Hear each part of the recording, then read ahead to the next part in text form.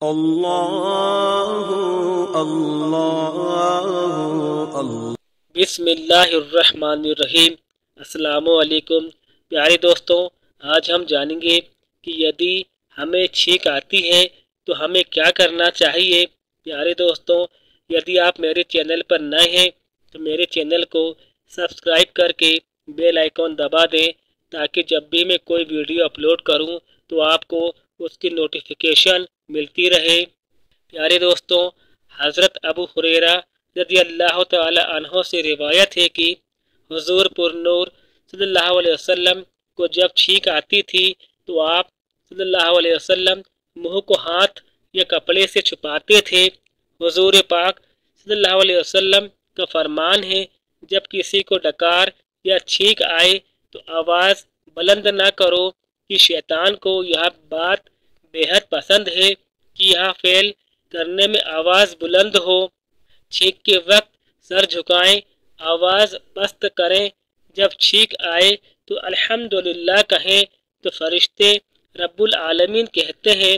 اگر الحمدللہ رب العالمین کہیں تو فرشتے دعا کرتے ہیں یا رحمک اللہ۔ چھینکنے والا اگر الحمدللہ رب العالمین کہتا ہے تو اس کی 70 بیماریاں دور ہوتی ہیں۔ چھینک آنے پر الحمدللہ کہنا سنت ہے، سننے والے پر واجب ہے کہ فوراً اس کے جواب میں یا رحمک اللہ کہیں۔ اتنی آواز سے کہیں کہ چھینکنے والا سن سکے۔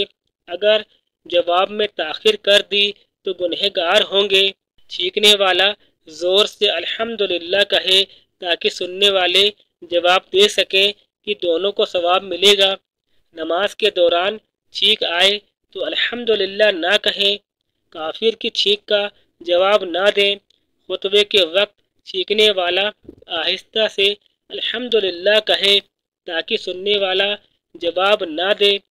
جہاں کئی لوگ جمع ہیں، بعض نے بھی جواب دے دیا تو سب کی طرف سے جواب ہو گیا۔ چھینک کا جواب ایک مرتبہ واجب ہے، اگر وہ دوبارہ الحمدللہ کہے تو دوبارہ واجب نہیں، البتہ مستحب ہے۔ ایک مجلس میں کسی کو کئی مرتبہ چھینک آئے تو صرف 3 مرتبہ جواب واجب ہے، اس کے بعد اختیار ہے۔ پیارے دوستوں، امید ہے کہ آپ کو یہ بات سمجھ آ گئی ہوگی۔ ویڈیو کو لائک اور شیئر ضرور کیجیے گا۔